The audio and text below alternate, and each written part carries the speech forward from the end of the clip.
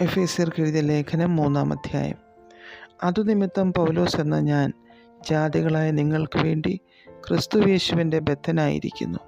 നിങ്ങൾക്കായി എനിക്ക് ലഭിച്ച ദൈവകൃപയുടെ വ്യവസ്ഥയെക്കുറിച്ച് ഞാൻ മീതെ ചുരുക്കത്തിൽ എഴുതിയതുപോലെ വെളിപ്പാടിനാൽ എനിക്കൊരു മർമ്മം അറിയായി വന്നു എന്ന് നിങ്ങൾ കേട്ടിട്ടുണ്ടല്ലോ.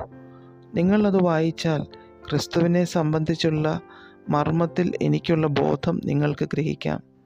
ആ മർമ്മം ഇപ്പോൾ അവൻ്റെ വിശുദ്ധ അപ്പോസ്തലന്മാർക്കും പ്രവാചകന്മാർക്കും ആത്മാവിനാൽ വെളിപ്പെട്ടതുപോലെ പൂർവ്വകാലങ്ങളിൽ മനുഷ്യർക്ക് അറിവായി വന്നിരുന്നില്ല. അതോ ജാതികൾ സുവിശേഷത്താൽ ക്രിസ്തുയേശുവിൽ കൂട്ടവകാശികളും ഏക ശരീരസ്ഥരും വാഗ്ദത്തത്തിൽ പങ്കാളികളും ആകണം എന്നുള്ളത് തന്നെ. ആ സുവിശേഷത്തിന് ഞാൻ അവൻ്റെ ശക്തിയുടെ വ്യാപാരപ്രകാരം എനിക്ക് ലഭിച്ച ദൈവത്തിൻ്റെ കൃപാദാനത്താൽ ശുശ്രൂഷക്കാരനായി തീർന്നു.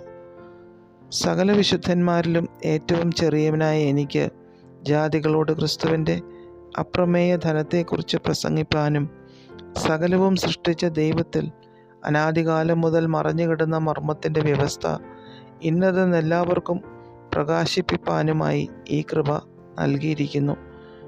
അങ്ങനെ ഇപ്പോൾ സ്വർഗത്തിൽ വാഴ്ചകൾക്കും അധികാരങ്ങൾക്കും ദൈവത്തിൻ്റെ ബഹുവിധമായ ജ്ഞാനം അവൻ നമ്മുടെ കർത്താവായ യേശു ക്രിസ്തുവിൽ നിവർത്തിച്ച അനാദി നിർണയപ്രകാരം സഭമുഖാന്തരം അറിവായി വരുന്നു. അവനിൽ ആശ്രയിച്ചിട്ട് അവങ്കിലുള്ള വിശ്വാസത്താൽ നമുക്ക് ധൈര്യവും പ്രവേശനവുമുണ്ട്. അതുകൊണ്ട് ഞാൻ നിങ്ങൾക്ക് വേണ്ടി സഹിക്കുന്ന കഷ്ടങ്ങൾ നിങ്ങളുടെ മഹത്വമാകിയാൽ അവ നിമിത്തം അധൈര്യപ്പെട്ടു പോകരുതെന്ന് ഞാൻ അപേക്ഷിക്കുന്നു.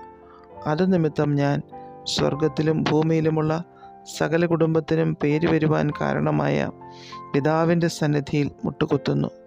അവൻ തൻ്റെ മഹത്വത്തിൻ്റെ ധനത്തിനൊത്തവണ്ണം അവൻ്റെ ആത്മാവിനാൽ നിങ്ങൾ അകത്തെ മനുഷ്യനെ സംബന്ധിച്ച് ശക്തിയോടെ ബലപ്പെടേണ്ടതിനും ക്രിസ്തുവിശ്വാസത്താൽ നിങ്ങളുടെ ഹൃദയങ്ങളിൽ വസിക്കേണ്ടതിനും വരം നൽകണമെന്നും നിങ്ങൾ സ്നേഹത്തിൽ വേരൂന്നി അടിസ്ഥാനപ്പെട്ടവരായി വീതിയും നീളവും ഉയരവും ആഴവും എന്ത് എന്ന് സകല വിശുദ്ധന്മാരോടും കൂടെ ഗ്രഹിപ്പാനും പരിജ്ഞാനത്തെ കവിയുന്ന ക്രിസ്തുവിൻ സ്നേഹത്തെ അറിവാനും പ്രാപ്തരാകുകയും ദൈവത്തിൻ്റെ എല്ലാ നിറവിനോളം നിറഞ്ഞു വരികയും വേണമെന്നും പ്രാർത്ഥിക്കുന്നു.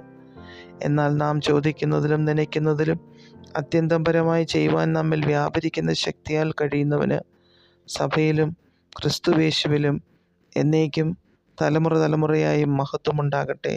ആമേൻ.